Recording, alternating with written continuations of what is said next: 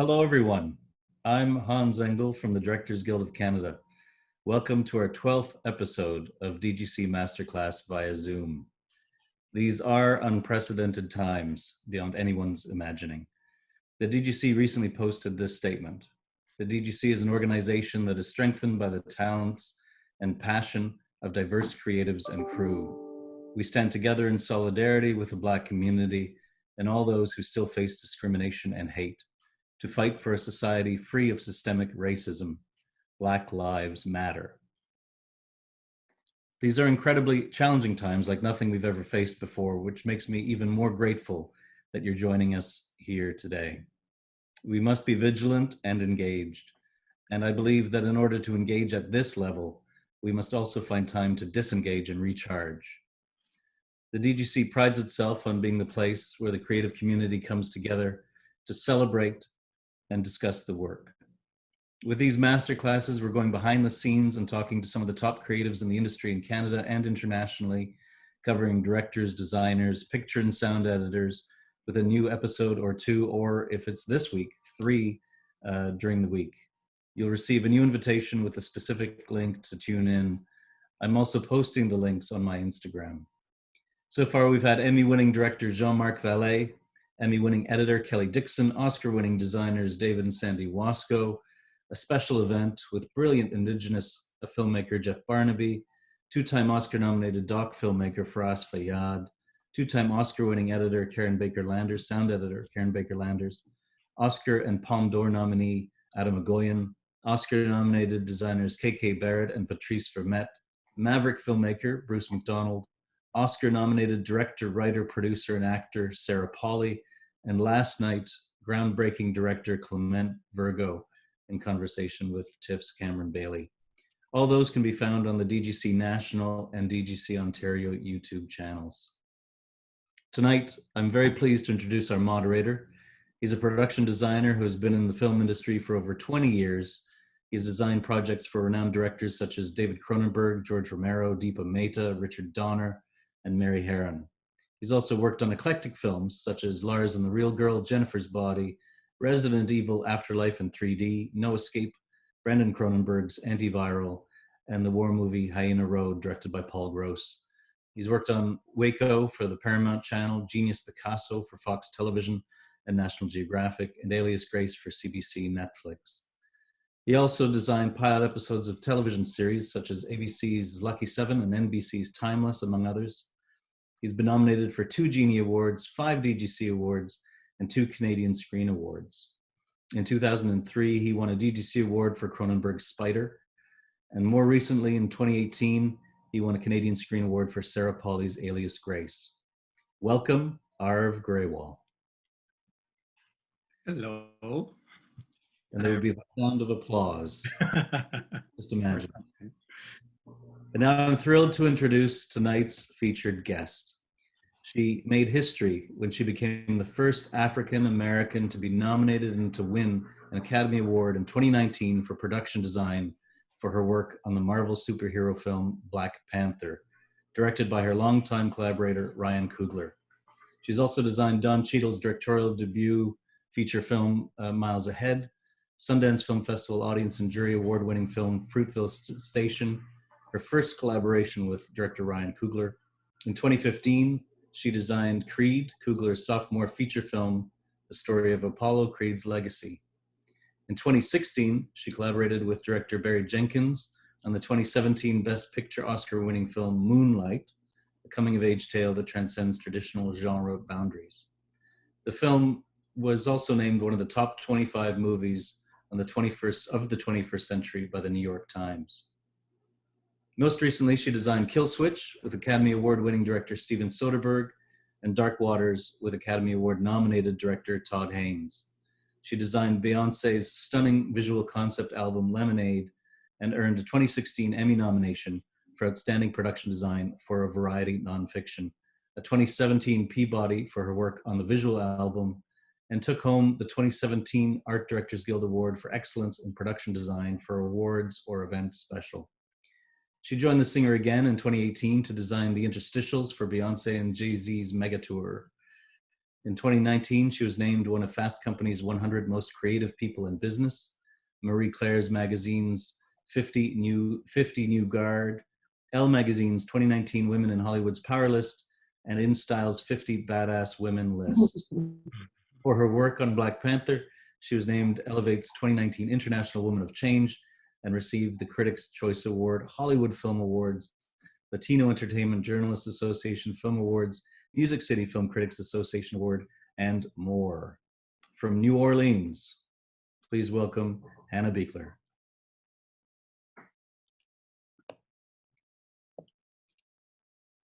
I had to come in with a little spice, I guess. There she is. Fantastic. Now, before I turn it over to Arv and Hannah, I'd like to point out to our viewers the Q&A button at the bottom of the screen. That's the way to communicate with Arv, to send in questions. Type them into that Q&A box, and Arv will keep track of that and try to get to as many of them as he possibly can, but he probably won't be able to get to all of them, be warned.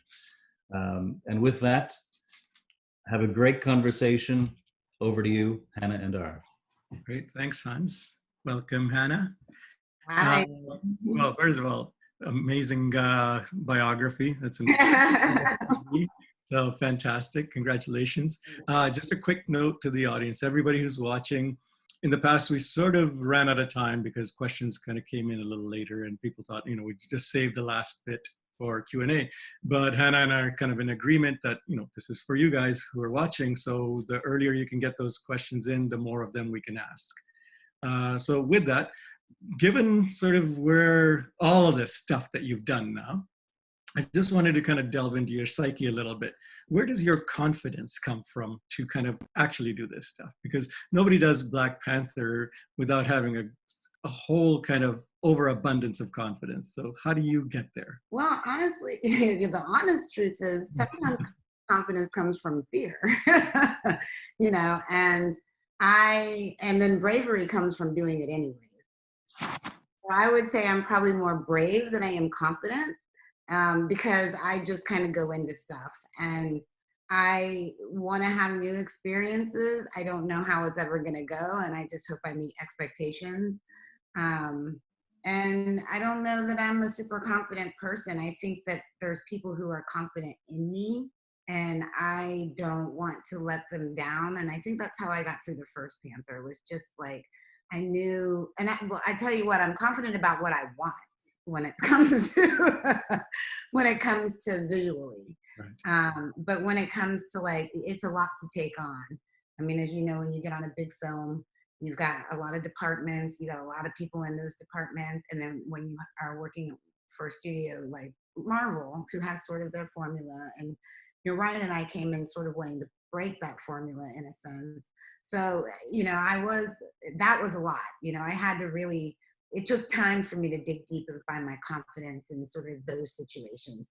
In the beginning it was fake it till you make it. And then it was, really understanding okay, I do know what I'm talking about. And if I don't ask for what I want, I'm not going to get it. You just have to push through it. But I would say that I'm still learning and finding my confidence. But when it comes to what I want visually and how I create, the visual environment, I'm very confident about that. It's just, I know. Right. So, I think I agree with you that a lot of confidence does come out of fear, but I also think that a great deal of confidence comes out of actually doing stuff so hands-on, which you've done in previous movies like Moonlight and Fruitvale right. Station and others. Right. That Right. I think Yeah. some of that basically is yeah, I've been there. I've put my hands on the set. I'm around. I'm told them to not roll yet because I just want to fix that one thing.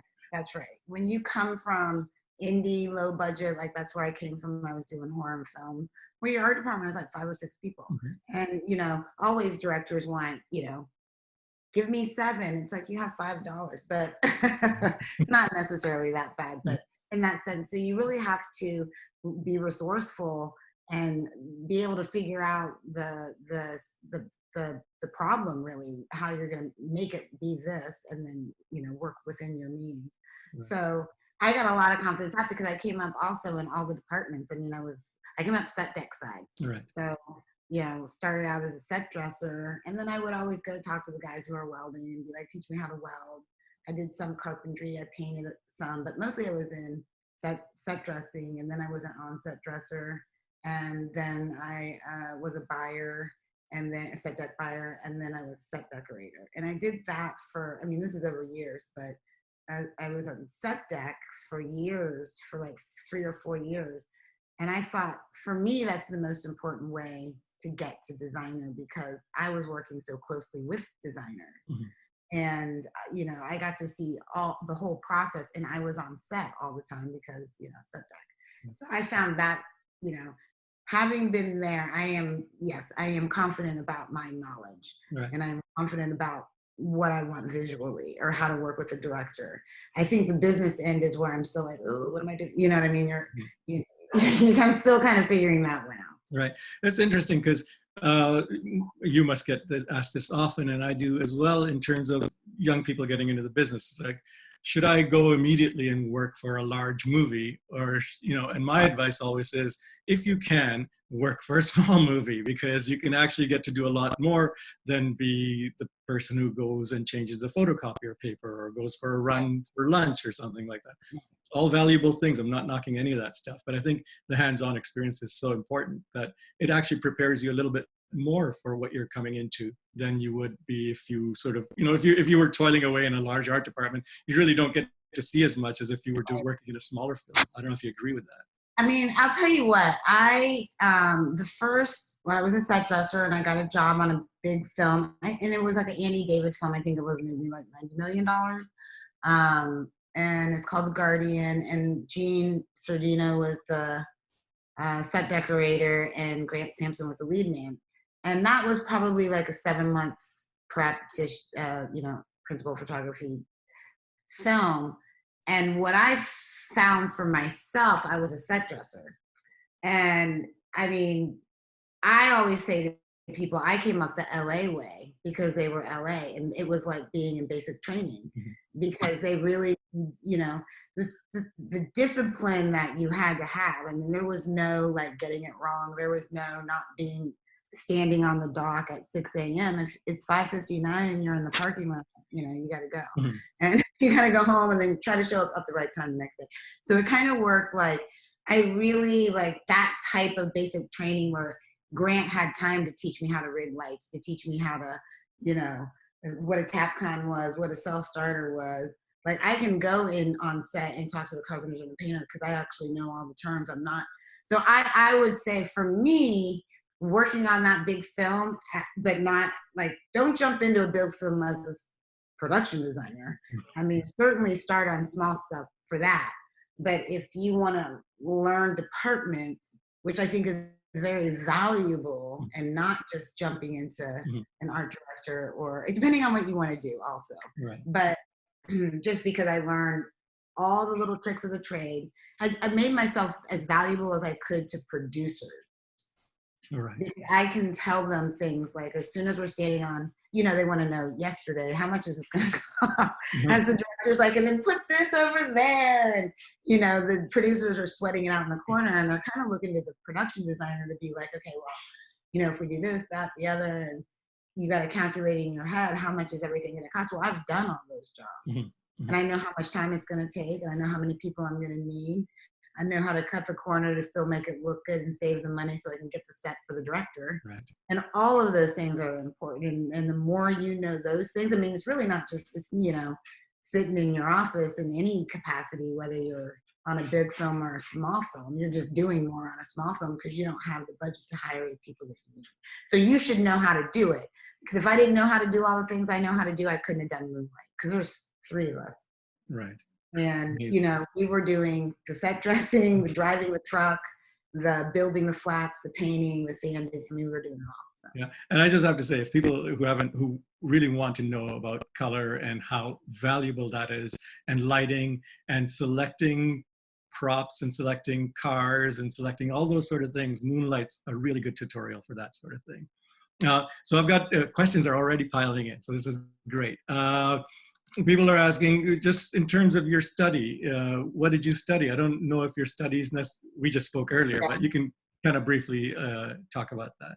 I went to college first for fashion design, and that's something I've always wanted to do. I come from a family of creatives, and I wanted to be creative, and that's where I found that. And then I left that, and I went to school, down the road a little bit further for film school. So, and at that point, I didn't really understand production design. I just, went to film school to you kind of learn direction and cinematography and just basic production. So, but I fell into production design. Right.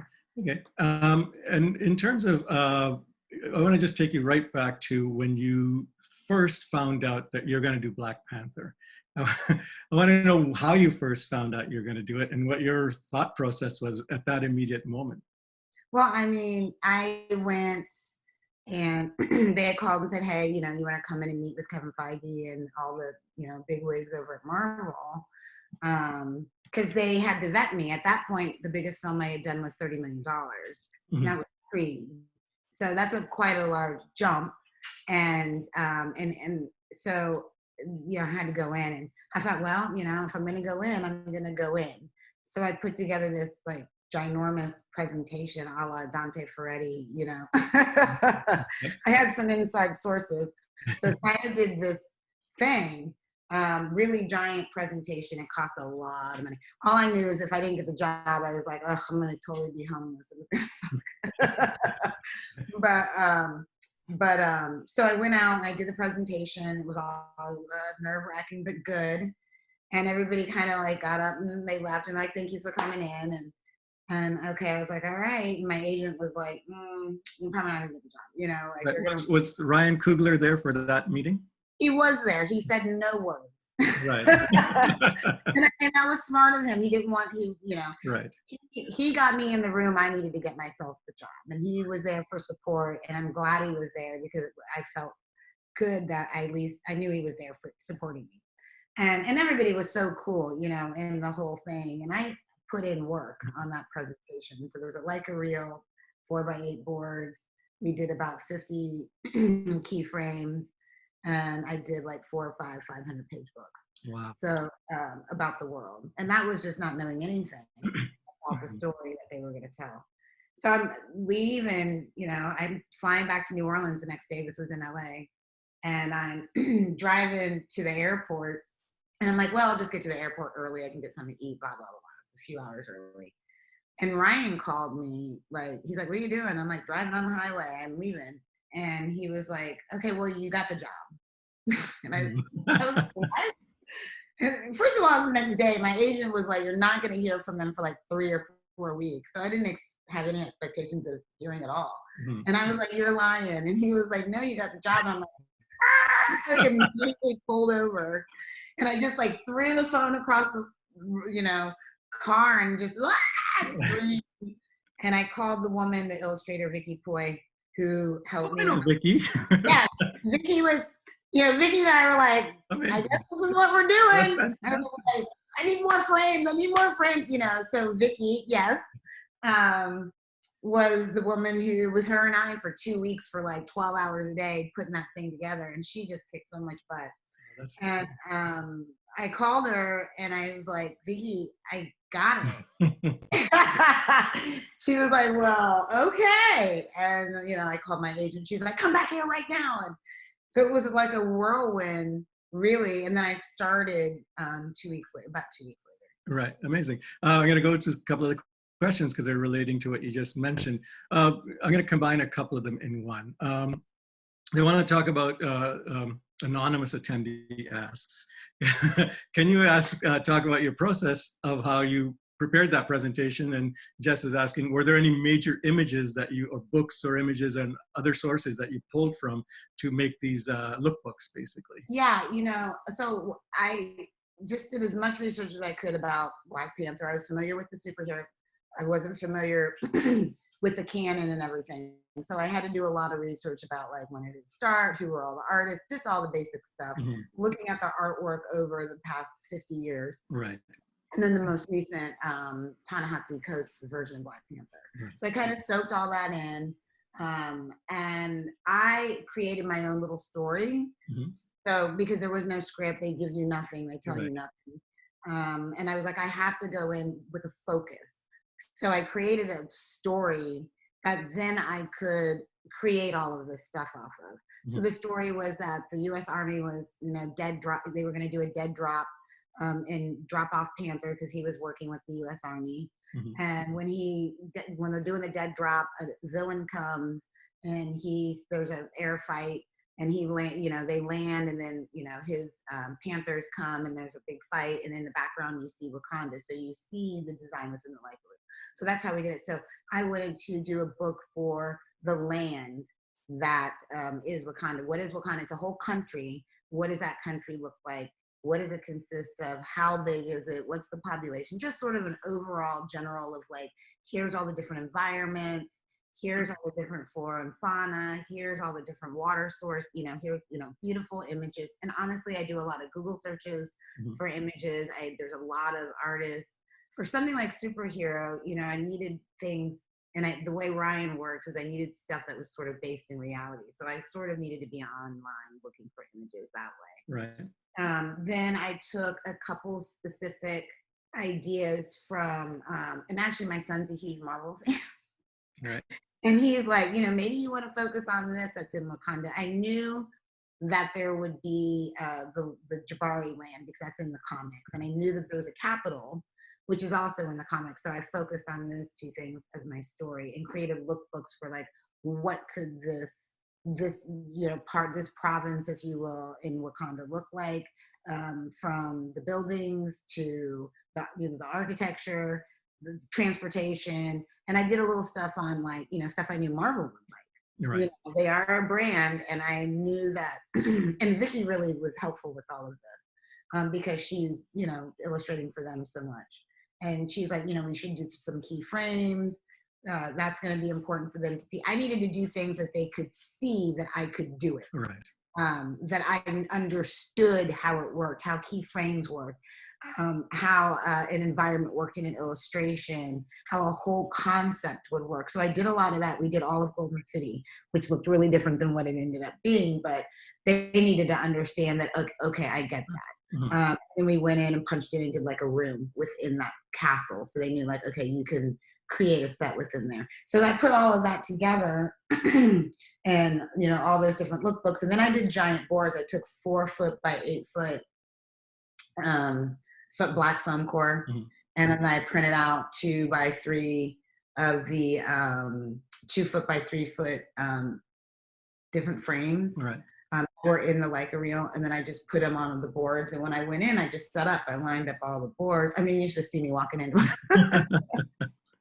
Marvel, like, I got my boards. Everything's falling everywhere. I'm just like this little girl. Everybody's kind of like looking at me weird. I'm just like, okay, this is nerve-wracking. But, I set it all up. I had my books. I knew who was going to be in the meeting, so I made sure I had a book for each person, each book for each person. I also did a book of my work, the builds that I did, right. Photographs of sets, like a portfolio, but I tried to throw in as many builds. Again, I knew they wanted to see what I could do. They weren't worried about the $1 or $2 million movies that I did. They wanted to see what I was capable of. Right. So I made sure that was included so they could see. And then I did like my own stuff so they could see that I understood how green or blue screen worked. So I did some 3D images of like, okay, here's a set. This is how we would utilize blue screen. This is where I would put flags. So I would do like a little set design thing. Right. And that was all in the book. And that was all very important. Again, I had to prove to them that I could handle something this big at this magnitude. And, I guess they felt like I did. Right. And the thing was, I was like, I need to go in and be smart, and I need them to see that also. I'm going to push this into a place that they may not be comfortable with. So I didn't want to soften the blow. It's like, this is who I am and this is what you're getting. This is my thought pattern, and some of it's a little like, out there. But I really want to explore and experiment. And they were all down for it. So it was awesome. Okay. And then you got the script. You got the job, then you got the script. Months later, we got the script. So you finally got to read the script. So my question is, and I'm going to get Hans, just one note, if you could kind of just take off the questions that have already been answered, because a bunch of them are coming in. I just want to keep track.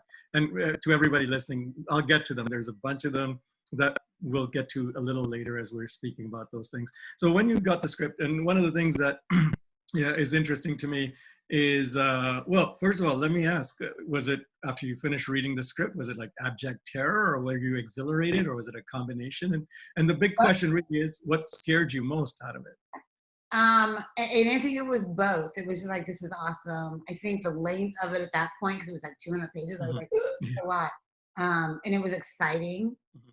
It was very exhilarating, and the scope of it was overwhelming. Right. And I think what was most exhilarating and most exciting for me was all the places that I was going to get, all the different environments that I was going to get to create within it. I mean, I think some of the most challenging things was that, you know, Ryan and I wanted everything to be practical as much as possible. We wanted to build and only use VFX from in the background, and that's very much how the script was written. And everything was really big as well, so it was like, how do I make these big things but feel intimate, so people feel a part of the space? Because sometimes you're in, you know, superhero movies or, you know, sci-fi movies, and you're just in these big, like, you know, inside of a stomach or something, you know, it's just like slick, like a color, and it's just like this acrylic, and you don't really care if it blows up, you know, you don't really, you're like, I don't even remember that. And I just wanted to make something that maybe people could remember and or hung on to, or had something invested, or told a story about the people that were there somehow. But everything still needed to be on a huge scale. So I really turned to Zaha Hadid for that, because she's very brilliant in the way, because her scope is huge when she builds. And I've been to the Maxi Museum in Rome, and I've been to the DDP in Seoul. And while there are these huge sprawling, you know, the way the inside is, curved walls, low ceilings, but it's expanded, you know, the room is expanded, but the ceilings are low. It's not like an 80-foot ceiling. I mean, it's still like a 40-foot ceiling, but it's not like, you know, you're in an auditorium, but it's still a huge space. And the way she can cut through the spaces. So you really are like, you feel that you're inside of something and not an auditorium. Right. So I kind of took, like, if you look back at everything, it's kind of like low and like this. And so your once you read the script, how valuable was your 500-page lookbook and all your images? Did they come into play a lot, or did you have to kind of say, okay, that's aside, and I've got to now redo what I've just done to get the job? Right. Yeah. You know what? It's so funny, because I was in Ryan's office just last year. He has an office at Pixar. I was in his office last year, and I look over and he had them still. I was like, you still have those? And he's like, I look at them every day. So after I was done with that, you know, I did put those aside. And I went on to create another, because you know, the scary thing was at one point, this will all tie together, but the scary thing at one point, Ryan was like, we need to know what is in all the buildings, what are the name of all the streets, what is the history of the cities, how is it divided up, what is the grid, what do people do, what do they drive, where do they eat, how do they live? And he's like, how many people? Like, he's like, that's, yeah. So okay, so that's that's a giant chunk in a world that you're now sort of is put on your shoulders. So how did you manage to kind of get into it, to break it down into digestible bits, let's say? How do you kind of start, you know, working on each little piece? I started, and this is where my father came in handy, because he always said to me, and this is an architect thing, I think, he's like, I can't build something until I know what land I'm building it on. And that's where I started. I went right back to what my papa said. So I had to, how big is Wakanda? Where is Wakanda? What's the topography? What are all the different environments of all the different provinces?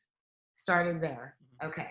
It, you know, changed around a little bit, but put it in the rivers next. I knew what all the different tribes were, so I put in the river next, but I had to make sure that was real. Can I just quickly interrupt and ask, what's your methodology? How are these concept drawings, or are these built 3D models? These are models. Mhm. like a lot of models, and it would basically land first, all of the country and the land, the fauna, the flora, the animals, the everything, Mhm. as if people weren't there. It's like evolution. The Right. next step for me was the history and how did the meteorite get there. So we talked to geologists and with PhDs and be like, what could it be theoretically? So we got there. Then how did the land change? We did another model. So we just kept going in steps. Then it's how, where did everybody migrate from? Mhm. Then we did that. We did all the trade routes 10,000 years ago. Where did they come from? That is precisely where everything began building. Because where these people migrated from is where the architecture is part of that region where they came from. So people came from Sudan, South Sudan. People came from Burkina Faso, Mali. That's where you get all the Timbuktu and the mud. That's the Golden Tribe. People came from Ethiopia. People came from Kenya. So you will see, and South Africa, because we're speaking Xhosa. So then that's when I could be like, okay, and now I know where these tribes migrated for. What did they specialize in? That's how I started designing all the different cities and everything like that. And it was pulling from real tribes from 10,000 years ago, 50,000 years ago, ruins that were 250,000 Mpumalanga ruins in South Africa, studying all those things. That's really the process. I started from the very beginning, from the ooze from which man came, and then I kind of built it on that. And as I went, I was building also the sort of history and sort of the wives' tales and sort of the folklore that would have been passed on. That's how you kind of got Steptown and what you see where the hover buses. Mhm. And a lot of stories that I got when I went to South Africa for a month and sort of hung out with the bellhop guy and, we're meeting people and asking them about their life and talking to them, just, people walking down the road or something, just kind of stop and start talking to people. So, mixing all of that together, and it's a long, arduous process, and you have to give yourself a lot of time. It took 8 months just to do that piece. And I think 5 months of it was just real strict design. All right. And so it's sort of cultural anthropology. You've Yes. created a fictional country within Africa that's not been colonized. That's right. And I think that's an amazing thing. And you imagine sort of what Africa would have become in a fictional way, and remembering that it's sort of a comic book thing without sort of, the oppression that colonization brought, essentially. So, and was that sort of at the forefront of your mind in a certain way that, this is a level of freedom, or this is a level of cultural expansion that a country in Africa could have had if it wasn't colonized, basically? Yeah, absolutely. Every day, that was everything I did. It was they were not colonized. A lot of the stuff too a lot of the referential materials and a lot of the research that I did was mostly on pre-colonized Nigeria and DRC, because there's a lot more information about those two countries for some reason, other than the trade routes in the north that Right. come down around the west. Yeah, but so yeah, we talked about it every day. Me and Ryan those words came up every day. This is pre-colonization, any of our references, and Wakanda was never colonized. And this is what happened had they had their own agency. Right. This is an evolution of all of the things, sort of traditions and rituals that were sacred to the Yoruba and sacred to the Himba people, Zulu people, Xhosa people before colonization. Right. I mean, these tribes are old, and I think sometimes people don't understand, like, the oldest tribe in Africa is 50,000 years old.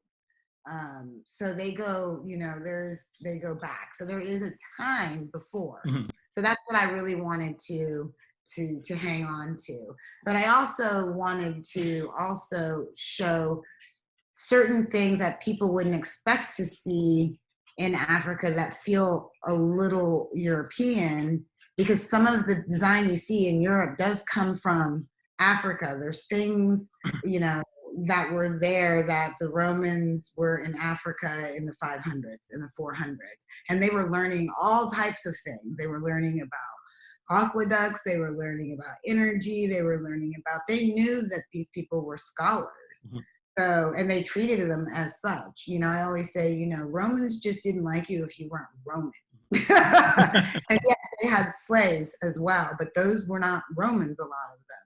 Yeah. So it's, you know, but and when Europe came, the rest of Europe, if you will, that's when it became brutal, when Belgium came in. So, you know, I had to immerse myself in when Britain came in that history to understand what it would have been and how would, you know, you think of the Eye of Africa, people are like, that's Atlantis, you know, that was a thing, it was there, it was real. What would that look like now? And that's sort of what that is. Right, amazing. I'm going to jump into a question from one of the audience members. So the question is about, you talked about building, and as production designers and I think directors generally want physical built sets. And now we're faced with COVID, and there's a lot of talk about virtual sets and things like that. What are your thoughts on sort of, let me just read the question because it's a really good one. In light of COVID and even beyond that, what do you think of the challenge of designing virtual sets and how, and the amount of set extension a film like Black Panther needs? So what are your thoughts on that? How do you kind of mitigate between what your desire is to have built sets and what circumstances are telling you to do, which is more or less do virtual stuff?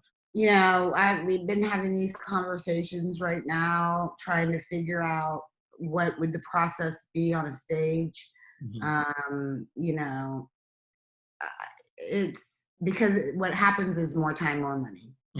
Now you can't, you know, producers want to stack it up and be like, okay, we need to set in this time. So you're on there with set deck, paint, sometimes rigging comes in while construction is still, you know, working on something, and we're all kind of in there together. And now it's kind of, you know, the question is it like construction goes and does their thing, and then the plasterers come in and do their thing, and then the painters go in and do their, like one at a time.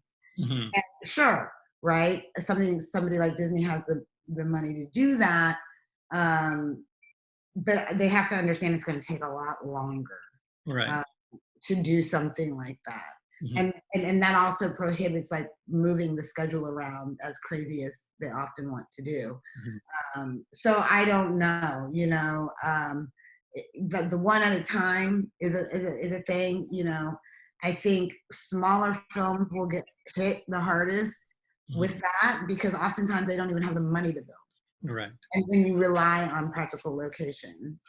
So it's like, how do you handle something like that? Do you tent an entire, you know, you can't really do that. I mean, everybody obviously in masks.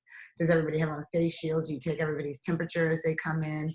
I think a lot of illustrators, set designers will be working remotely, which I don't like because I like to be in the room with the illustrators, are like part of the lifeblood of like the creative, of just talking to them and being there when, you know, they're like, okay, like I just sit with you at your desk and look at this, you know, illustration. And even the set designers going in and being like, okay, can we move this here and do this, da, da, da, da. Like you need that interaction. Yeah, and I suggest sort of that a lot of the work is within the computer that we do these days. Nobody's hand drafting or hand illustrating necessarily, but there's a lot of hovering. And we as production designers, we kind of hover over the graphics person. You know, you just move that, or over the set design person, or there's a bunch of us meeting and kind of looking at something all over, you know, a plan or a model or something of that nature. So yeah, it's going to be a big challenge as to how do we get into all of this. One of the questions that I'm just going to integrate it into the question that I have basically. And this is a really important thing that I think we're going through right now that we may not be realizing. And I think you are a visionary in some of this. And I'll tell you why. So I'm just going to read my question that I wrote out earlier, just straight out so I don't muck it up too much. So I think we're at the beginning of a biotech and an infotech and an AI revolution, much like the early 19th century was sort of the Industrial Revolution. And I don't think our real world has the tools to deal with it quite yet.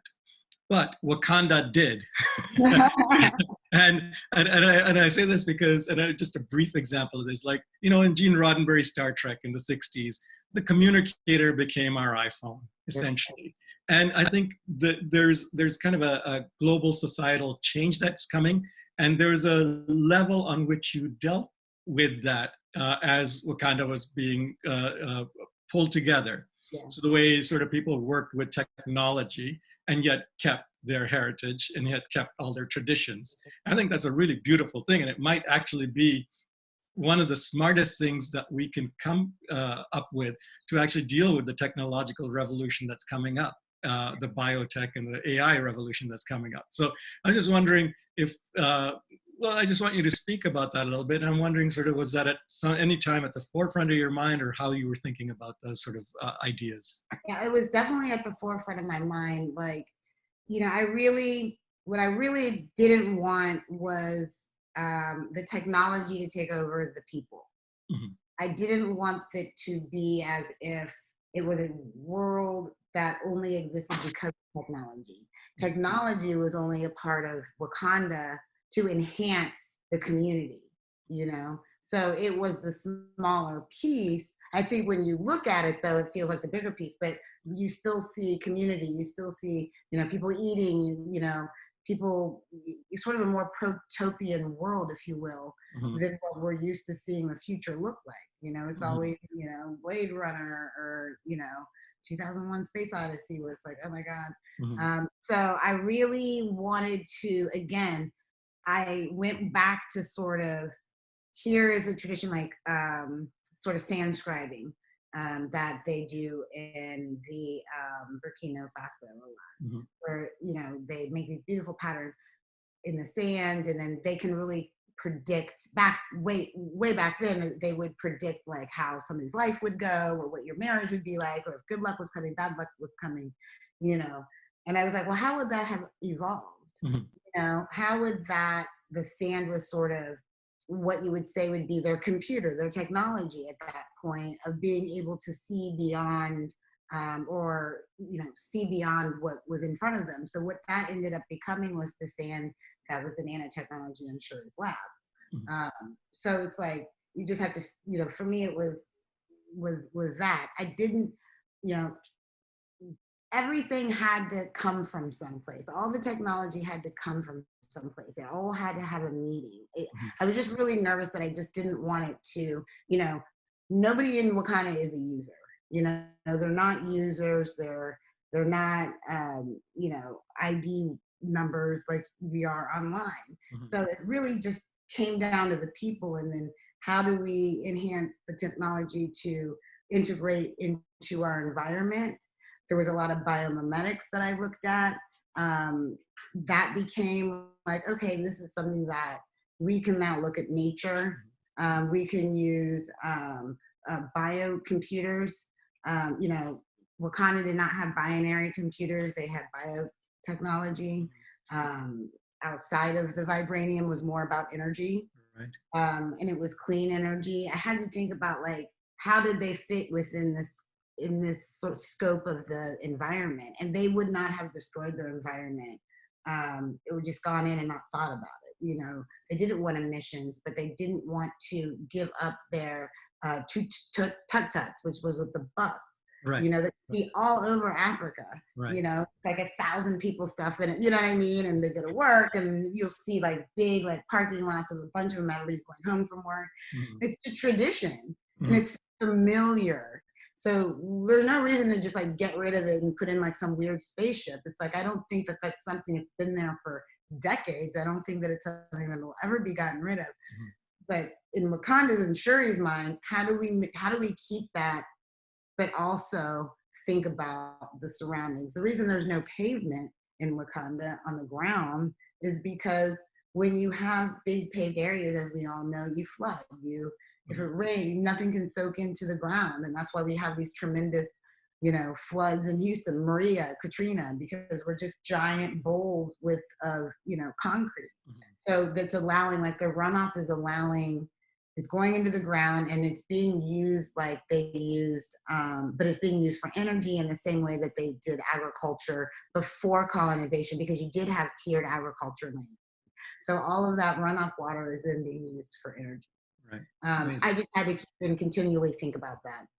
All right. And and sort of visionary thinking, in my opinion, quite frankly.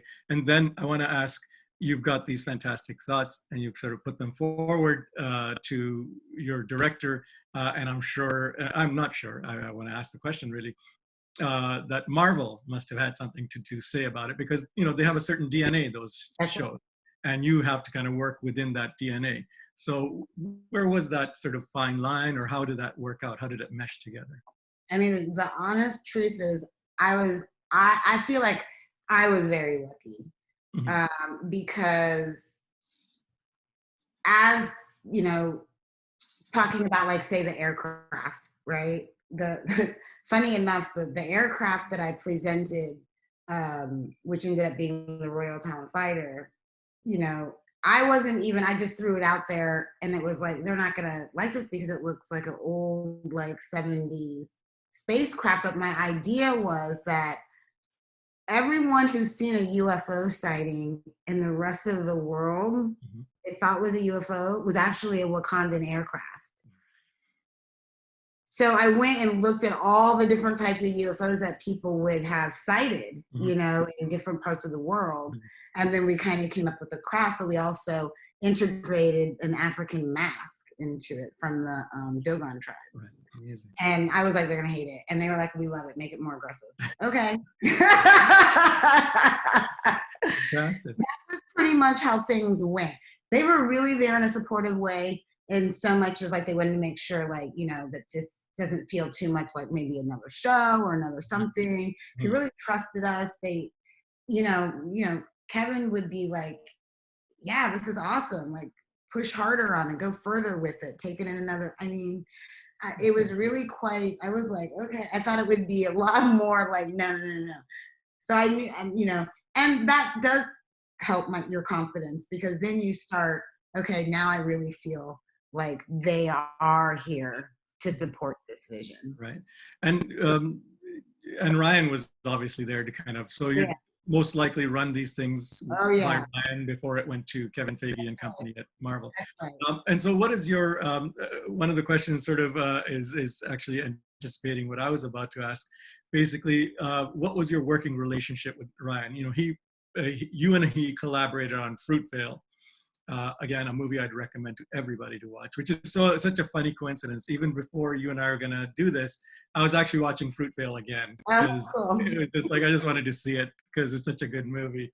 And so you and he collaborated on Fruitvale, then you collaborated on Creed, and then you're on Black Panther. So what is it about the synergy that you two have that he wanted to kind of have you on this show? I don't know if that's even a real question, I mean, but I get it. I mean, I think that he, look, after, even the first two, you get a sort of shorthand with someone. It's really Mhm, easy. You already know that you're like aesthetically in line, mhm, And mhm, I think over time, Ryan just trusted that he knew that, whatever his vision is, this is how we work together. And I try to explain to people, like, he's not someone who's like, I want it to be like, and show me a picture. mhm, We'll sit down and he'll tell me the story about the thing. mhm, So it's like when we first started talking about, say, Golden City mhm, and the Golden Tribe, which is the royal tribe, he told me all about them. He told me everything about the people, how they treated their history, how they sort of lived.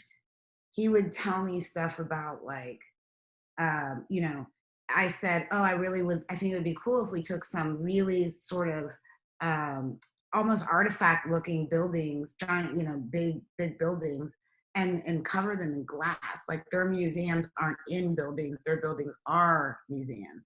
And right, he says to me, he's like, they would touch their history. They wouldn't put it behind glass. They right, would still be interacting with it mhm, as if it was another day. It wouldn't be crumbling because they would keep it up. It wouldn't be behind glass. It's not something that they look at. It's something that they interact with. mhm, Go. You know what I mean? right, That's sort of our relationship. mhm, And when I say to him, like, look, we got 24 hours to get this decision made. Like, I'm just going to go do. And he's like, yeah, you know. And so, yeah, but he was the one that he was like, when it came down to the colors, he was like, royal family is black and purple. River tribe is green. He had the red, green, black, and the purple colors. That was Tim. He sat Ruth and I down and said, these are our character colors. Right. And kind of took it from there. And what is your medium when you do you really, when you're having a meeting with Ryan as opposed to having a meeting with the people at Marvel, what is the medium? How do you like to present it? Were you in person? Was there a big board? Were there sort of, what do you like in a way to kind of draw people in, I suppose, to like your ideas or see them better than sort of just describing it to them or something? When I would present to Marvel, I would put like a deck together. Oftentimes very large deck, and people would be like, oh, payments like for I'm still going like, and then click, turn it. So we presented it on like Keynote, and we put it on a big screen. So because in those meetings it was like 15, 20 people sometimes, sitting in, and I would just kind of like ask a question at the beginning of the deck, or if it was something specific. And I like to have music in it. I like to have video in it, animation in it, referential images, illustrations, and it's really trying to tie a whole story together. So I'm a talker, as you can see, and I'm good at presenting, and that comes from my corporate background with Hasbro, actually, because I learned how to pitch and present. So you just have to like turn it up. But after a while, and then you start bringing in models. Like at one point, we made we 3D printed like every single set. We made little Panthers, and we printed all of the aircraft and stuff, and so Ryan could go in and play with it and do whatnot and really understand his blocking. I tried to make, and part of it is I try to make Ryan's life as easy as possible, because I know what he's going to do. If I know and there's a stunt here and a stunt there, it's like, I really don't want him to have to worry too much about like what's going on in the set, or anything. It's like he's got a lot on his plate. So I try to present a full, completed concept every time. Right. Cool. And one of the questions that's coming in is going to make you laugh, but is going from Moonlight to Black Panther, is it more of a problem having too much money or not enough money in the budget? I tell you what, there's never enough money. No matter what it is, there's never enough. I was like, Marvel, Disney, I'm going to like make it rain. And what happened was it rained, but only on my head. So now it was like, oh, we don't, there was a lot of horse trading, and, I learned to be very savvy with getting things and what things would have to get cut on a set in order to be within the budget that we needed. Yeah. So while it was more money, the sets required more money because they were bigger, and it was, so you're never really, that was a wake-up call, so I honestly think it's kind of the same feeling on both films. There's still an anxiety and a stress, right? Because it's still the same. Yeah, and in a certain way, it's almost easier to talk to Barry Jenkins of Moonlight that we only have this much money, and this is what I can do for you, as opposed to going to Marvel and saying, well, you've given me so much money, but I need more. That's right. And that's what we did. Right. A lot was say, and again, it was, and I think a lot of it too is because we built a lot. We built really, really big. Like the Warrior Falls set was it was 120 feet wide by 40 feet tall. It was on a 10-foot platform, so that was 30 feet. And then the pool was 60 feet by 80 feet, and then it was about 30 feet deep in the back, and there was like 200,000 gallons of water that cycled through from the pan below to the top to make the so that's a big set. That's a big backlot set, and you don't really want to cut corners on something like that either. So it's like, okay, so we know that has to be there, and then you look at like the casino and see, and I wasn't helpful because at first I wanted it to be 4 stories. And that's when Marvel was like, yeah, no. And then I was like, 3 stories. And I'm like, how much is it? No. And then I was like, okay, 2 stories? You know, I was like getting like, so, you know, it's just, you kind of, you just learn to horse trade it. Right. You know, I sometimes the walls would come down because I knew I could extend them in order to save the rest of it. Right. Another question that's come up, and I think it's a really interesting one, and one I haven't heard in a long time, skin tone, dark skin tone, and how you dealt with that. What were your sort of parameters or processes with you and the DP in terms of how you're going to have, you know, darker skin tones, and kind of what colors you're going to make the background to make this skin tone work? That's right. You know, that's something, yeah, you have to think about now. You know, I would point to Moonlight, as that was really that was a little bit harder. Because we wanted to be in the pastels, and Barry really wanted Little to be very dark complected. And you know, when you light it, it's going to take longer to light because you don't want to blow out the person. We went through this with Don Cheadle. And even on Creed was with all the different skin tones, because Tessa's light complected, Michael is, you know, more brown, and then you have Sylvester, who's sort of red.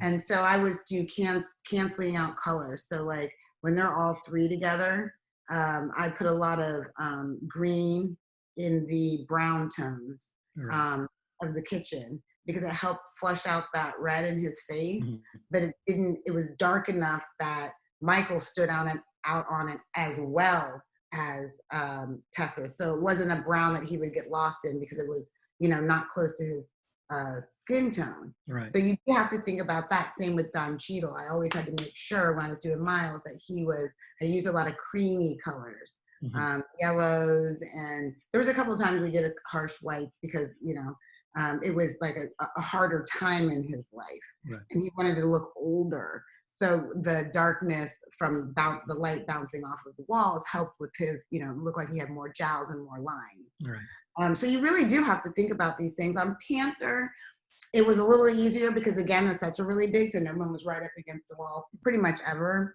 And I stuck with a lot of earth tones. I just always made sure whoever was in the room, that their skin tone was going to stand off of the color, of the dominant color. Right. And, you know, Lupita, and who's beautiful, dark complected, and Denai, beautiful, dark complected. You know, they were in very poppy colors, red and green. And, you know, their hair was lighter. So I either tried to go past their complexion and darkness, or an earth tone for them in that, because I wanted it to stay sort of in that world of organic. Right. And of course, that's always in collaboration with your DP and your costume designer. And Rachel, you know, she's been lighting dark skin for so long, and I don't ever like quite, you know, ask her. I'm just like, don't light the set like that.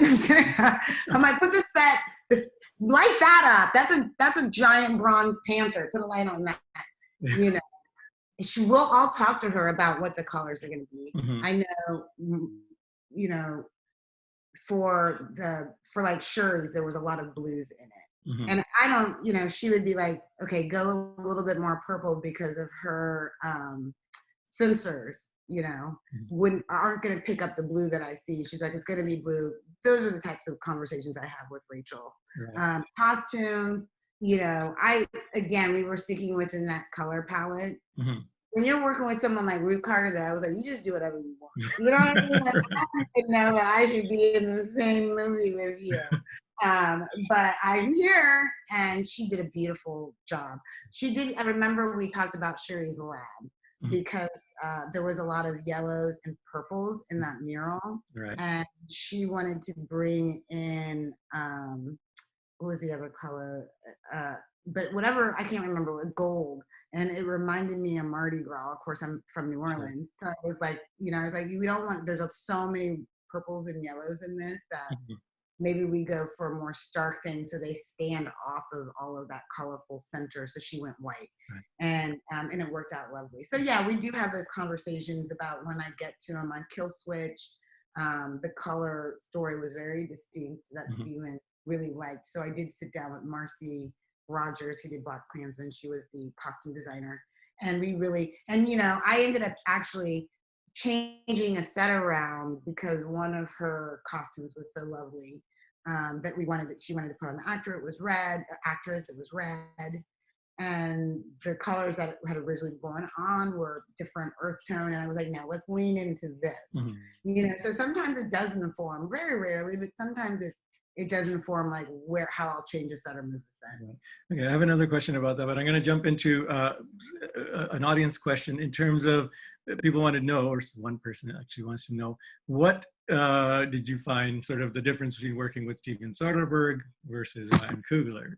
I don't know if that's a fair question or not. It has context in a way, but was there anything specific that sort of jumps out at you about? Actually, they're very much alike, which was fabulous. You know, I mean, Ryan is like, I love him to death. Like I love working with Ryan. And Steven is just as cool. He is his own cinematographer and editor, so it makes it really easy on the production design. That's true. And you are location scouting, right? Because any question you have about like, where do you think, you know, what's this gonna, he's the cinematographer. So he can answer questions about lighting. He can answer questions about shots or how he sees it or how it's going to be edited, because he also is the editor. So that was so fabulous. And he really knows what he wants. And he is a cinematographer. So it's like, you know, I think I was having more conversations with him as a cinematographer than a director. Right. You know? And he's so lovely. He's so efficient. And he knows like, okay, this isn't gonna, you know what I mean? Like there's not a lot of whole conversation. If we walk into a place and it's like, we both look at each other like, no, not feeling that, no, and then we're out, you know? Right. It's not like, how do we force it to work? He knows like, if it's not it, move on, you know? Ryan's the same exact way. Right. And lovely people. So, you know, those two to me are exceptions to the rule in Hollywood. Right. So maybe those two aren't the best ones if they want to be opposite, but they are both lovely, fabulous to work with. And Steven is just awesome. He cracks me up. He's really funny. And he's super creative, like when you're going to have a whole discussion. And he wants to hear what you have to say. You know, the reason you're on a Steven Soderbergh movie is because he wants you to do your job. And he's not there to have his knee on your neck. That was not beautiful. I'm so sorry. I apologize. I meant, you know, he's not there to put handcuffs on you and hold you down creatively. He's there to hear what you have to say about the sets and the colors, and he wants to hear your story behind it. And that's, I think, a lot of what production designers want to do. Yeah. You know, that's what we want to do. And of course, every director has a vision, but you also want to bring your own thing to the table. And of course, more than happy to do what the director needs to do. If they come and this is what they give me a book and say this is what it wants to be, you can still find yourself in it. But Steven was very much, show me what you have. Yeah, and I always tell people, I mean, they've hired you for a reason. You know, you've kind of presented something to them, or you talk to them in a way where they basically see something in you that now you are going to bring to the movie. It's not like they just need a service person. They need somebody who's a partner in collaborating with them. And I think people ought to remember that. It's not always challenge them because they like that. And I'm sure you're that way inclined anyway. And I've been really lucky with directors like Don Cheadle was a dream. Todd Haynes was a dream. You know, Khalil Joseph was a dream. Beyonce is a dream. It's like I have been utterly lucky with the people that I've worked with. And a lot of that came from Wynn Thomas, because right before I got Fruitvale, he said, only work on things that you feel that you connect with, and only work with people that can make you better. Right. He's like, don't waste your time with anything else. He's like, and you know, in my mind, I'm like, I have to take every single job or else I'm not gonna, and I've learned that like, it's gonna, you know, jobs are gonna come and they're gonna go. You know, oftentimes I don't take a job and then I feel like, oh, I dodged a bullet, you know? And because you look at it, you're like, oh, I'm so glad I didn't do that. But And I've had a few of those where it's like, that was not who I am as a person. I'm glad I was not involved. It was for somebody, but it wasn't for me. Mm-hmm. And so, yeah, I've had really great directors. I mean, Don on Miles Ahead, he was like, just do your thing, you know, and fly. And so I've been lucky. I haven't had, I don't think I've really ever had a horrible experience. Nice. I want to jump back to a comment you made earlier about telling the director of photography to light a certain thing or a certain way. Sort of, it's become a little bit of a pet peeve for a lot of designers and set decorators now that we end up lighting a lot of sets. Given the new technology and cameras, we're doing it, but we're not really seeing the budgets for it expand very much. What was your experience on Black Panther for that sort of thing? So that was a big thing because so there was a fixtures person, right? Mm-hmm. Which is sort of a new position that's presenting itself. Right. And it's like, does it want to be in lighting or does it want to be in art department? Because all the lighting, you know, on a lot of the sets were designed into the sets. Right. You know, but we still had the fixtures person. And so I don't even remember where that like landed. I brought him into the art department. Mm-hmm. Because it was so I worked with him hand in hand. Mm-hmm. And then there was, you know, the dimmer board guy. Right. And I would go over, you know, and I'd be like, okay, take it to a 10. Let me see a 15. You know what I mean? Like, make it a little warmer, you know, make it a little whatever. And I would just play because I wanted to see what the set looked like. And sometimes I would, you know, talk to Rachel about like, oh, this is, you know, what if it was like nighttime or it was this or that? So it was always, yeah, we lit a lot of stuff. Right. And we ended, like I said, we had the fixtures person. He had like 12 or 13 people on his team. What do you say? He said that we used like 1,000 miles of LED. Right. Nice. Some ridiculous. It was ridiculous. I'm like, is that around like across the United States or some crazy? Like he's like from here to Florida, whatever. Right. Of LED.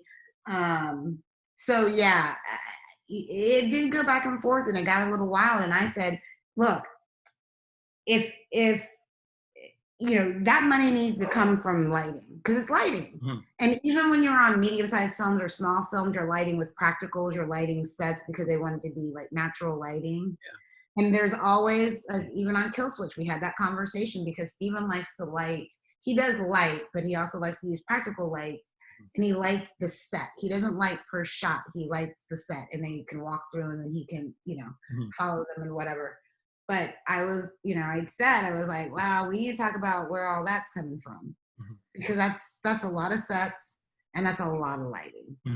And it's doing the heavy lifting in some instances, you know, not every instance, but in some instances. And it's expensive.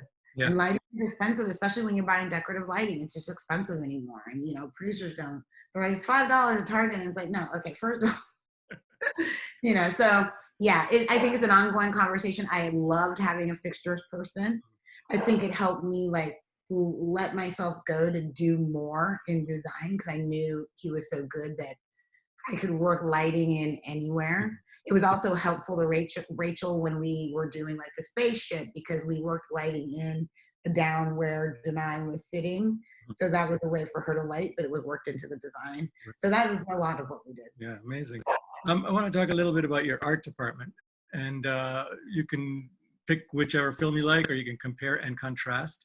How do you go about setting up your art department? And one of the specific questions is, what's your main advice for another Black woman working in the art department? But generally, how do you sort of set it up, and then you can get into the next phase? I mean, at some point, you kind of get to the point where you just work with the same people over and over. I think a decorator is hard to find, a good decorator. I think the first thing that I usually want to do in setting up crew or bringing crew on is the supervising art director or art director. I'm, you know, medium to small films, I probably only have one art director. I've been working with the same person in that capacity for the last 5 films. But then when I did Panther, I brought in a different supervising art director who he works on big films and he'll be returning on the next one. But that's usually what I do first. Let me get, those are hard to come by because people, they get snapped up if they're really good. So bring in the art department, and then really my next things are set decorator and a prop person. And set decorator to me is such a key and important position. There's a lot on the shoulders of a set decorator. And in something like Panther, where the set decorator, sorry, that's my doggy, something where I'm gonna have to lock him out of my office, I think, juicy out. On something like Panther, they have to have their own construction team. They have to have their own fabricating team. They need to understand how to really work on a huge level of having your own paint team. So that's what the set deck had on Panther. And even on Kill Switch, it was a pretty big set deck department. So I tend to work very hand in hand with that person. And, I've worked with several set decorators. I think I've just found someone who's really fantastic. And then I'd like to stay, I like to stay with them and then help them if they want to move on or move up or become a different position. Right. And then in terms of your set design crew specifically, the art department core, how many people do you like? And do you like a big one, or do you sort of prefer it more manageable, or is that up to the supervising art director? Well, I usually let the supervising art director decide on that because they're really the ones that, I decide on illustrators. That is very important to me. I choose those people, and I choose them specifically for the project because they each have a certain thing that they do or a way that they work or a software that they use. Set designers, modeler. I do have modeler that I like, and my supervising art director knows that person, so that person always comes back, but he chose them in the first place. Right. Graphic person I will choose. But the modeler and the vehicle set designer and the set designers, I usually I let the art director decide on that. I mean, I do have people that I like to work with because of the atmosphere I like in an office. But at the end of the day, Yeah. So in terms of just numbers, how many did you have in Panther versus how many on Kill Switch? So my crew on Panther was about 7 art directors, including supervising art director. And then I had about, at one point it was 10 illustrators. And then when we got to Atlanta, it went to 7 illustrators on the ground. And then there was at one point 15 set designers. That's a lot, and that was hard to keep up with. It really was. But by the time we got to Atlanta, we had maybe 5 on the ground and maybe 3 or 4 remotely. Right. And then I had a second unit team. They were in Korea. He had an art director in Korea and he had his own team. So he had about 40 people in Korea for 4 months. And then, construction coordinator, foreman, gang boss, and then each set had a foreman. So I would say it's any point in time we had 150, 200 carpenters. You add in the painters, that's 350. Franco Fiera was the scenic charge, who's brilliant.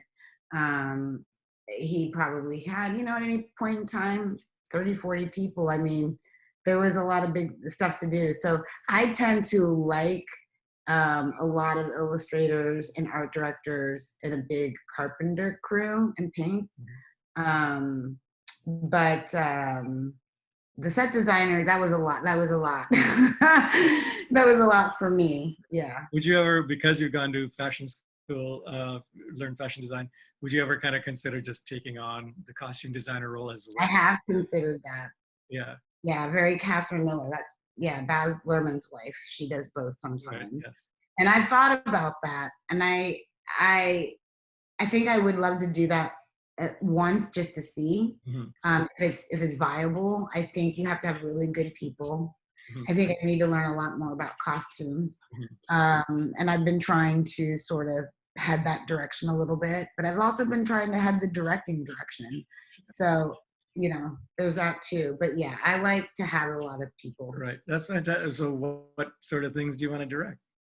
Well, I guess I can say I'm directing a 4-part series for next Netflix. It's a docu-narrative.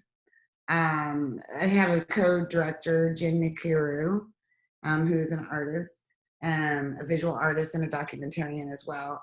And it's, I think that's all I can say right now, because we're just kind of starting out, but I am going to be directing that. And that'll be in the next, well, now it was supposed to be June, but now with COVID, we're probably going to not be able to shoot until after the first of the year. Right. And you're starting prep on Black Panther 2 pretty soon. I'll start. I've been doing some R&D on it so far and starting out on the research, because again, there'll be a whole new Wakandan Bible this time. And then I start officially on it in July. Right. I'm going to read something. Your Oscar speech, by the way, was unbelievable. And so I picked out I saw it again this morning, and I sort of YouTubed it, and I'm going to pick out a few words that you attributed to Ryan Coogler. And I think, these words speak just as much about you, likely, than they do about Ryan. And some of the words were like agency, self-worth, better designer, better storyteller, better person, different perspective of life, safe space, patience, air, humanity, brotherhood. And I think these are such lovely words. And I do think that they, if you're able to speak them and attribute them to somebody else, you've got some of that within you. So my question in a way is, an art department kind of becomes a family, and how do you sort of bring some of these words to that art department? What are your thoughts on that? Oh, I mean, and it's funny that you said it, because I was just talking to the supervising art director, Alan Hook, and I was like, Alan, you're like my big brother, And it is, it's like family. And it's really tough when you're with that family for so long and it ends. You do go through an emotional separation. It was really hard for me after Panther, right. For all of a sudden for it to stop. But, definitely, like, I want everyone in the art department to have agency. I'm not a micromanager. Anybody will tell you, like, I'm not going to sit there and watch you do your job. I need you to do your job.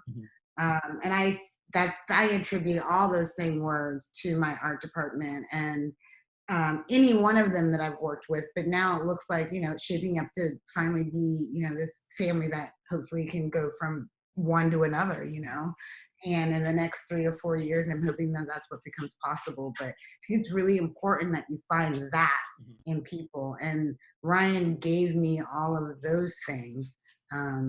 And that was the confidence that he gave me, because I didn't even really know that was there.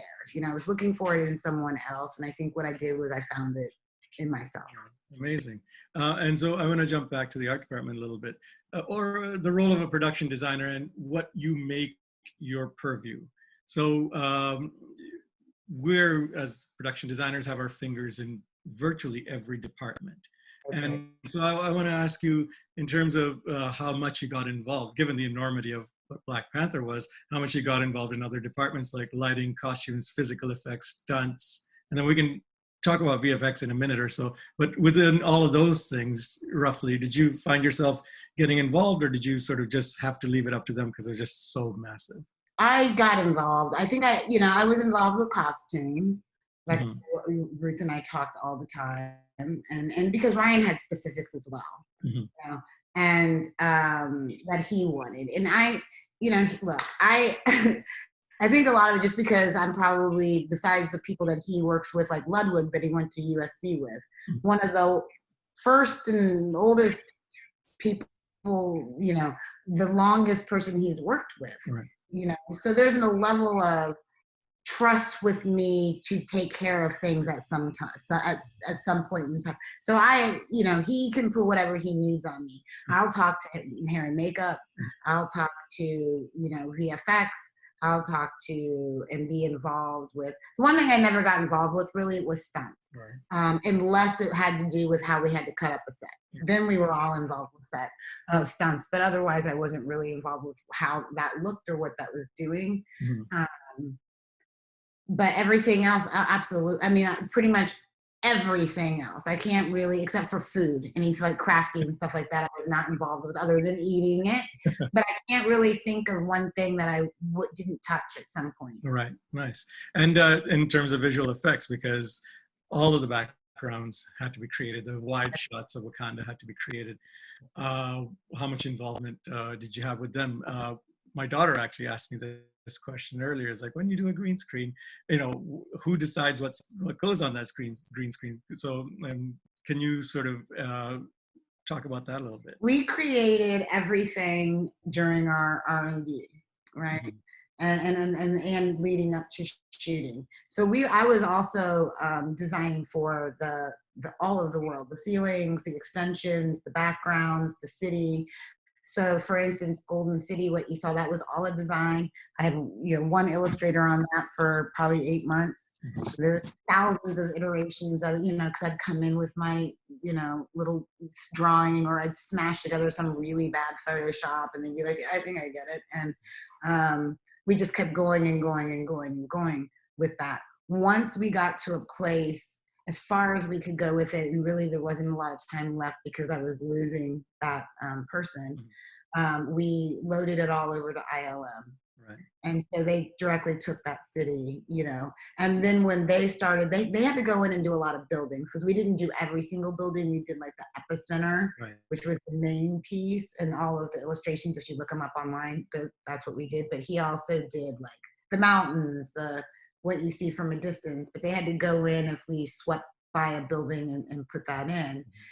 But the other thing I did for them was we went and made buildings, 3D model buildings. I think it was in Maya. I'm not sure what they were doing them in, but I'd be like, okay, like when I was in Africa, I found, you know, different natural phenomenon that we would turn into buildings. So we did like, you know, 30 or 40 different ones to then give to ILM on top of the Bible that I made. So and then once the first VFX went in, I went out to Disney, sat down with Ryan, the producer, Nate Moore, the VFX supervisor, Jeff Bauman, and myself.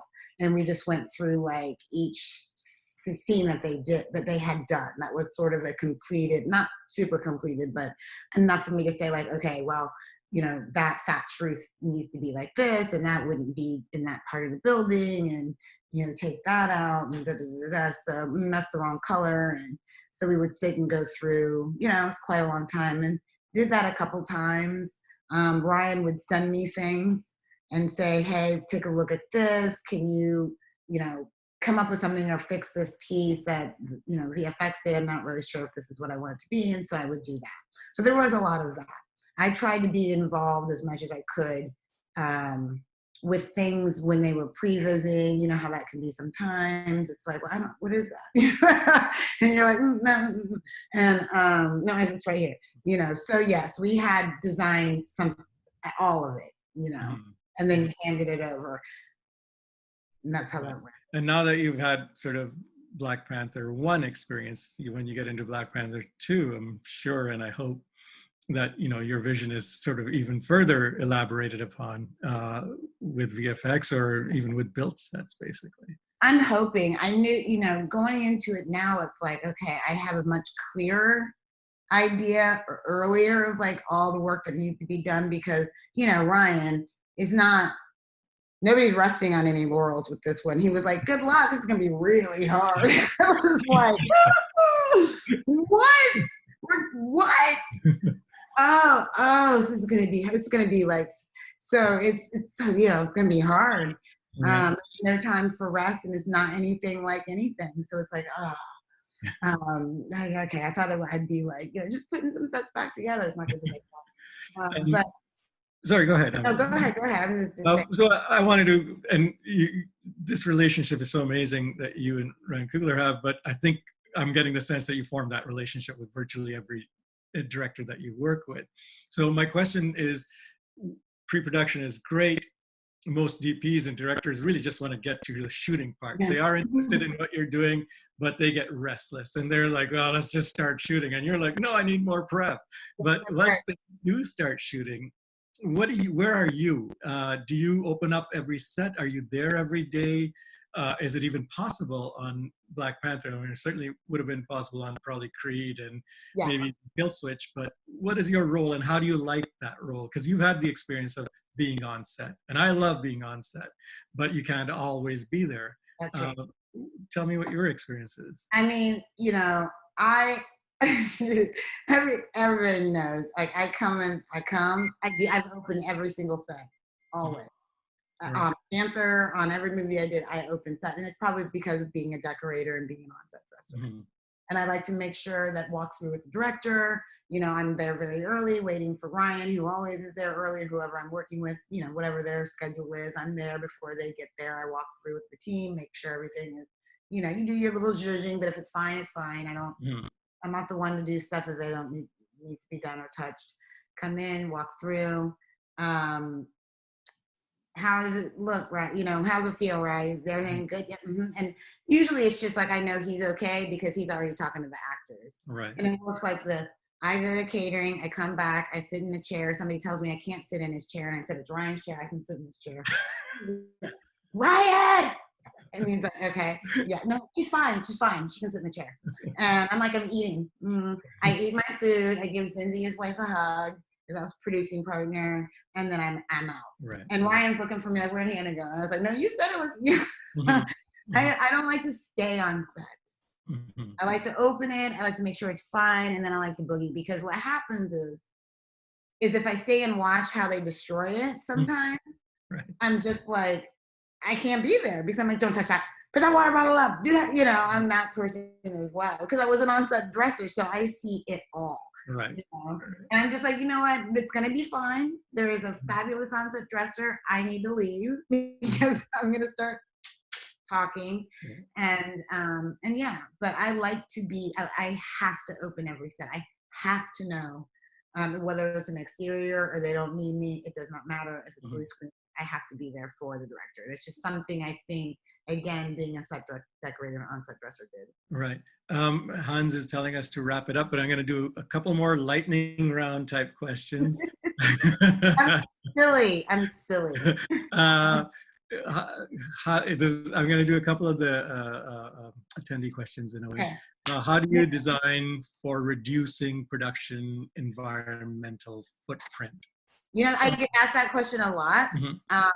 At this point, it really is up to the studio on how builds come apart. A lot of the stuff that I've been doing, the studio's keeping. There's no, you know, and the footprint, I think, as far as like the trucks that we use, the wood that we use, you know, the waste that we create is a lot, and it needs to be looked at. And I'm not gonna lie. I mean, look, I do know there's places that Green Scenery in New Orleans that recycles scenery from, and it's easier here because a lot of shows just leave and they don't take it because they're not that big. So they take it to Green Scenery and then they recycle that stuff or rent it out. But I try to, you know, if I'm doing something smaller, I try to either give it back to the Goodwill if I got it from there, or even if I didn't, or find a way to donate things. I try to find something useful to do because it can be very wasteful. Right. And I think that that's probably coming along with COVID right now. I think that we're in the moment. Well, let's look at it all. How do we proceed? And then what do we do with this waste? Because, you know, Hollywood is known for that. Yeah. And I don't know that that's a question that has been really, I know I've worked on a lot of productions where the production itself was green, where it was like no water bottles, no, you know, styrofoam cups, no, you know, we're all like, everybody has their own water bottle and stuff. But as far as art department, not yet. All right. Let me just, 2 more questions and we'll sort of start to end it. Basically, I think production designers are their own worst critics. I know certainly when I sit in a movie I've done or a show I've done, it's like, oh, sometimes you win. Sometimes it's like, wow, that worked out really even better than I imagined. Is there anything specific that just sort of gnaws at you when you look at your work? I mean, you know, I know that there's times I'll call Ryan and I'll be like, you cut that set out. You know what I mean? I'll be like, I didn't see that in the movie. Where'd that go? That was a lot of man hours, Ryan. But I think really when the early stuff that I don't really talk about, like the horror movies and stuff, I beat myself up when I was set decorating. There'd be like just one thing out of, and I just obsess on it. You know, I couldn't sleep. I couldn't stop thinking. Everybody's like, it's fine. Everybody's even gonna notice it. And I'm like, they noticed that coffee cup in Game of Thrones, though. You know, like people notice. So I would get really stuck in that. I have learned to, when somebody's, when they director comes in, if there's something they didn't like, or I don't really obsess in that way anymore. I kind of like let it. I'll let a film go. Like I won't even think about it again. You're right. I rarely even watch them. The only one that I've really watched that's not like you have to go to the premiere and watch it and never watch it again. The only one I've watched more than one time is Creed. Right. I've watched it every time I've gotten on an airplane. Like I bought it because I was like, this is so good. And it wasn't really about the art department. It was really just the good story. Yeah. But Fruitvale, I watched exactly one time, cried like a blubbering baby at Sundance, and I couldn't watch it. And Moonlight, I watched one time and cried like a blubbering baby, couldn't watch it again. And really watched Panther once, and that was at the premiere. And I was kind of watching everybody else watch it. So it was like, I like that too. Nice. And one of my questions that I always get asked when, we have audience things is like, how do you feed your brain? What do you, and I don't just mean in terms of inspiration when you're looking at a specific project, but generally, what do you do to feed your brain, basically? I try to do something that I haven't done before. That seems a little bit scary and is a new challenge, and it exercises my brain in a different way. Like currently I'm doing an exhibit at the Met in New York. And I, not a part of the art world. I was like, the Met, like, well, who was going to say no to that? Like, oh no, Matt, I'm sorry, I don't have time. You want me to do an exhibit that'll be up for 4 years? No. Of course I'm doing it. And I'm learning a lot, but I'm also understanding that it's exercising my mind in a different way, my creative muscle that I'll be able to apply going forward. So I do that type of stuff. I spend time, a lot of time with young people, trying to, who want to be creative and help them and lift them up. And there's this thing here that I do in New Orleans called Playbill for elementary school kids who want to learn how to plan cities. So I'll go, and it's like you give them a little like, okay, if you're going to plan a city and everybody in it was 9-year-olds, what would the city look like? And it's like every candy in every corner or whatever. But it's also helping them learn how to look at a city in a way fairly, like, city planning, but I do that. For me, like watching them learn and looking at things through their eyes helps me also, exercise a different part of my brain that's also creative. So I just try to do different things. I paint, I garden, I love my garden. I have this wild garden. I just throw seeds in it every like couple weeks and watch what comes up, and then watch all the caterpillars and the dragonflies and the butterflies. So, and then I'll try to create a little story out of it and take photos and make a little storybook. So I'm always trying to do something that's not just film, because I think if you're in it like that, I don't want to burn out on it. I love film. I love watching film. I love critiquing film, but there's so many other creative ways to stretch that muscle. Right. Amazing. Last question. You're at the point in your career where you can pick the type of projects you want to be on. I'm sort of presupposing. And what sort of projects interest you, and what are your parameters for what you sort of work on? I'm trying to stay very open. I think earlier in my career, before I had sort of carte blanche a little bit, and I do a little bit, but I was very like, I got to a place where it's like, I need to do this type of film and this type because I wanted to fill out a resume. Now I'm just looking for stuff to do that just fills my soul. And who am I working with? I have a list of people that I want to work with. Soderbergh was on it, and when that call came in, I was like, yes, oh my God, Steven Soderbergh, you know what I mean? And I would just like corner him and look at him real weird for a while, and he'd be like, okay. But so I do have my list of people that I want to work with, that I still honestly have to work really hard to get to, because still people don't really think of me for a lot of projects. For whatever reason, I'm sure there's a lot of reasons. Being a Black female, they may think I can't tell the story, or having done sort of a weird array of films that aren't in any line with each other at all, not one genre, not one type, and maybe think that I can't do a certain thing. So I still have to work really hard. I get a lot of offers, and the thing I will do is say no. If it's not here in me, then I can't, because then it's just not going to be good, Right. you know. But money is helpful. Though I'm just kidding. A lot of money. But yeah, I try to do the thing that's going to move me the most, no matter how big the budget or how little the budget. I try to make it. I have gotten to the point where I'm like, I'm not going to go below $10 million on a budget. But yeah, but I think that's what it is. Yeah. Cool. Well, thank you so much. This has been amazing, and I hope we got through a bunch of audience questions. We never get through all of them, but Good. it's been terrific. And I think anybody who works with you would be very lucky to do so. So you have our thanks for sharing your sort of wealth of knowledge with us. Thank you so much. I had a great time. Thank you, Hans. Everybody, thank you.